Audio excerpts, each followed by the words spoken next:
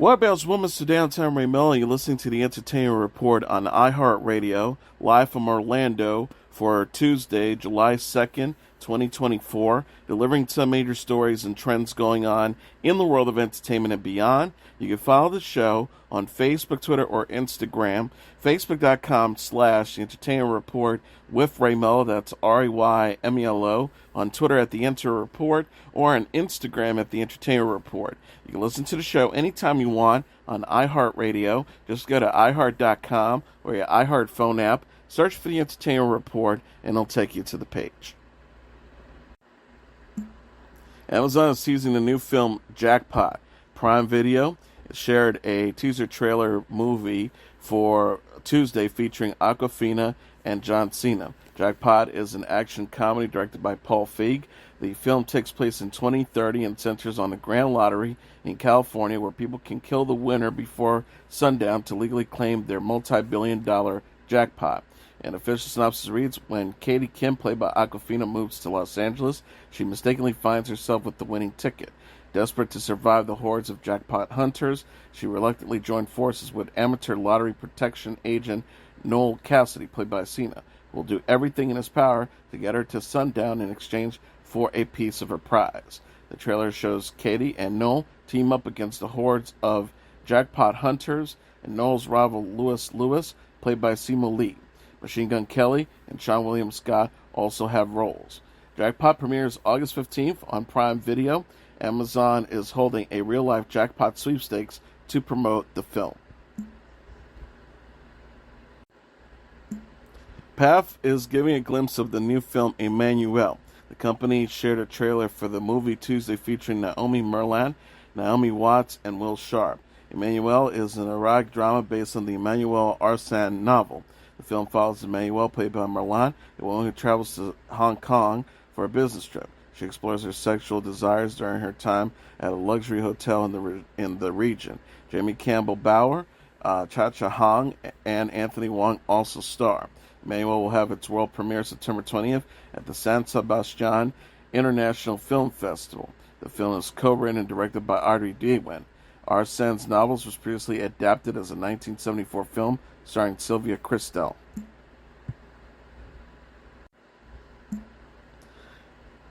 Beetlejuice, the sequel to the classic 1988 supernatural comedy Beetlejuice, has been selected to open next month's Venice Film Festival. Director Tim Burton said in a statement Tuesday, "I'm very excited by this. It means a lot to me to have the world premiere of this film at the Venice Film Festival. The Michael Keaton, Winona Ryder, Jenna Ortega movie will screen out of competition at the high-profile Italian event on August 20th. Festival organizer Alberto Barbera says Beetlejuice marks the long-awaited return of one of the most iconic characters of Tim Burton's cinema, but also the happy confirmation of the extraordinary visionary talent and the mastery realization of one of the most fascinating auteurs of his time." The Venice Biennale is honored and proud to host the world premiere of a work that features a surprising swing of creative imagination and driving hallucinatory rhythm. Also featuring Catherine O'Hara, Justin Theroux, Monica Bellucci, and Willem Dafoe, the movie is set to open in North America on September 6th. Warner Brothers Pictures is giving a glimpse of the new film Trap. The studio shared a trailer for the movie Monday featuring Josh Hartnett. Trap is a thriller written and directed by M. Night Shyamalan, who directed The Sixth Sense and Signs. The film revolves around a father, played by Hartnett, and teen daughter, played by Ariel Donahoe, who attend the concert of pop star Lady Raven, played by Salika Shyamalan, where they realize they're at the center of a dark and sinister event. The previous trailer shows Hartnett's character Cooper learn police are using the concert to try and trap the serial killer known as the Butcher. Unbeknownst to them, Cooper is the killer and is holding another victim hostage. The new trailer shows Cooper, played by Hartnett, lose control and cause chaos at the concert. Haley Mills, Marnie McPhail, and Vanessa Smith also star.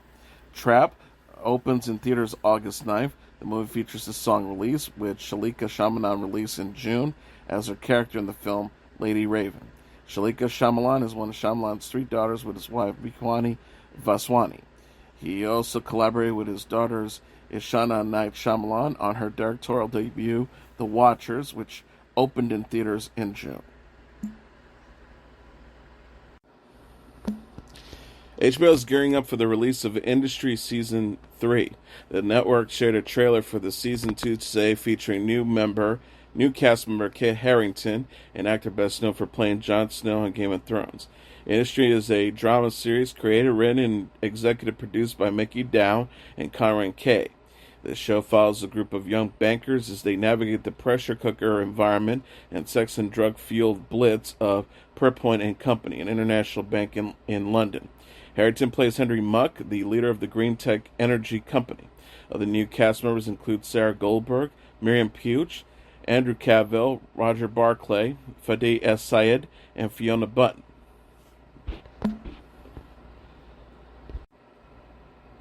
World of Wonder has announced the guest judges for Canada's Drag Race, Canada vs. the World Season 2.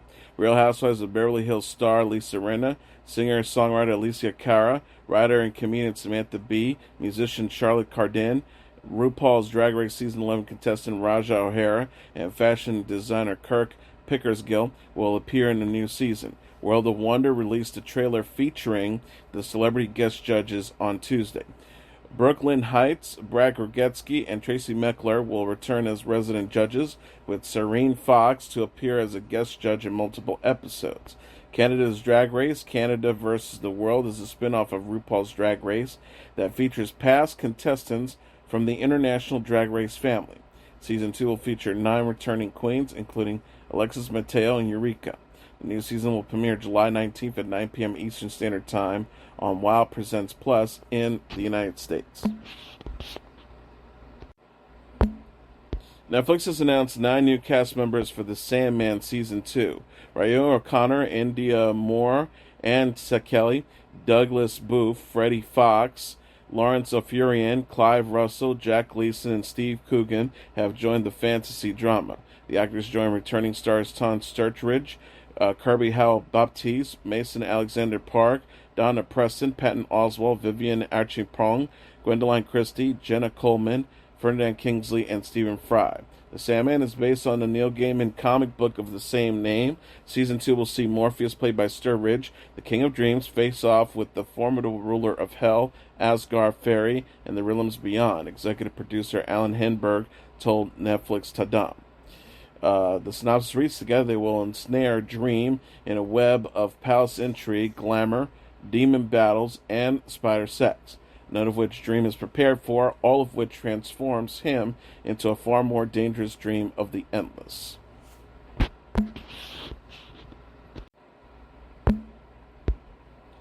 Evil and Colin from Accounts alum Patrick Brammall has signed on to star in the new Apple TV Plus series The Dispatcher. The 6-episode thriller is set in Australia and is based on Ryan David John's book of the same name. The streaming service said in an official synopsis, police detective and Ian Hunt's life fell apart 10 years ago when his young daughter Maggie disappeared without a trace. Now working as a police dispatcher, the only thing that has kept him going is his implacable refusal to accept that he might be gone forever. When he receives a distress call from a young girl he is certain is Maggie, he will stop at nothing to find her and reunite his broken family, whatever the cause. Brownwell's wife, American Auto alum Harriet Dyer, posted screenshots of media coverage of his new job as well as photos of him on her Instagram story Monday, commenting, "Proud wife, get it, you're the best." Evil is now in its 4th and final season on Paramount Plus. Netflix has announced the cast of the new series Sirens. Julianne Moore, Megan Fahey, and Millie Alcock will star in the upcoming dark comedy.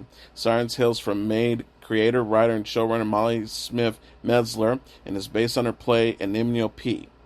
The official synopsis reads: Devin thinks her sister Simone has a creepy relationship with her boss, the enigmatic socialite Michaela Kell, played by Moore.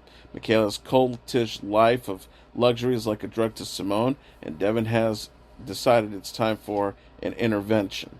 The show takes place over the course of one explosive weekend at a lavish beach estate. Sirens, executive produced by Dana Goren, Tom Ackerley, and Margot Robbie, with Nicole Castle as director and executive producer. Moore, most recently starred in a TV role, was as Mary Villers in the Star series Mary and George. Sir Ian McKellen has bowed out of the planned national tour of Players King after he was recently injured in a fall during a West End performance in the stage drama. McKellen, who's 85, is following doctor's orders by exiting the play, and in order to make a full recovery, according to the drama's directors. David Samark, Kellen's understudy, took over McKellen's role of Falstaff after McKellen lost his footing during a fight scene and fell 2 weeks ago. Samek will continue playing the part when the show goes on the road on Wednesday. McKellen said in a statement, "It is with the great reluctance that I have accepted the medical advice to protect my full recovery by not working in the meantime. I've been looking so forward to bringing the Player Kings to the theaters in Bristol, Birmingham, Norwich, and Newcastle. But I can assure them that with David Sarmick now playing Falstaff, Robert Ilk's production and his acting company remains as dazzling as ever. The play combines and condenses William Shakespeare's Henry IV, Part 1 and 2.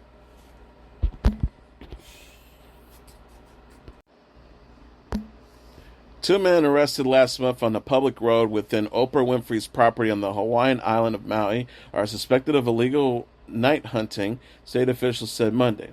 Two Maui men, both 19, were arrested just before midnight on June 21st after officers found them using a hunting spotlight on a public road that runs through Winfrey's ranch in Kula.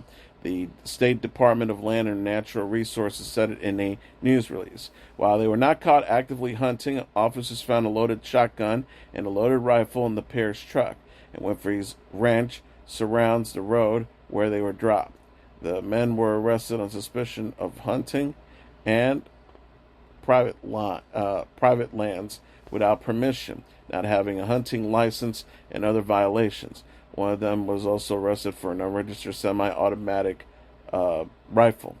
Maui County prosecutors will review the case and determine if there will be charges. Records showed the men were released pending investigation, county announced on Sunday.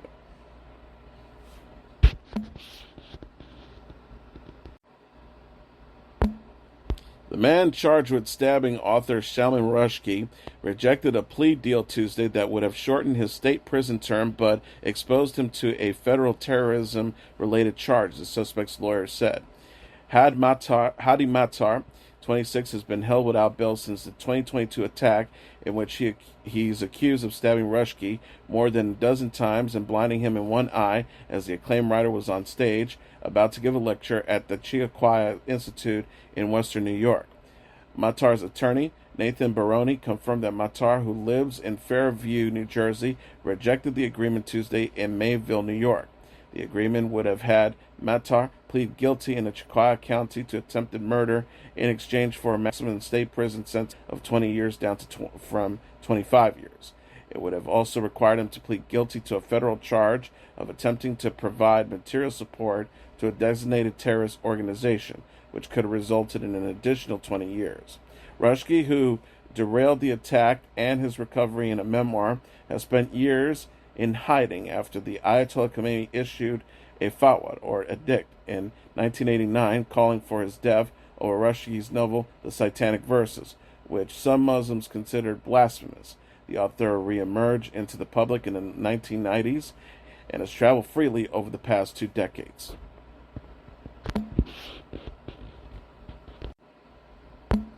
And finally, Usher's acceptance speech at the BET Awards Lifetime Achievement Award was heartfelt and occasionally profane and lengthy, and few people got to hear it. The 13-minute speech was largely censored by the networks, leaving viewers at home curious to know what Usher said. A BET spokesperson told the Associated Press that, due to an auto malfunction during the live telecast, portions of his speech were inadvertently muted. We extend our sincere apologies to Usher, as we couldn't be more grateful for his participation. A full version of the speech is now available on BET's YouTube channel and will be included in the Monday rebroadcast with a few profanities removed. Much of his speech centered on the idea of fatherhood, forgiveness, and his 3 decades-long career. It appears that the heavy censure started shortly after Usher said, "Sorry, I'm going to curse, and I'll let you know how I really feel," early on in his acceptance. He recounted walking into music mogul Ellie Reed's office at 12 or 13 years old and telling a room full of executives that he'd make it. He said at the section of the speech that didn't air, "That wasn't ego speaking. I rebranded that word that day. I expressed goals out loud." And that is your entertainment for Tuesday, July 2nd, 2024. I'm your host, Mr. Downtown Ray Melo. I'll be back tomorrow to deliver some major stories and trends going on in the world of entertainment and beyond. You can follow the show on Facebook, Twitter, or Instagram.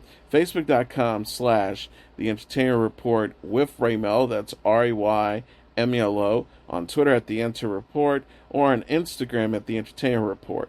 You can listen to this episode or any previous episodes of The Entertainment Report anytime you want on iHeartRadio. Just go to iHeart.com or your iHeart phone app, search for The Entertainment Report, and it'll take you to the page. Good night, and God bless you all.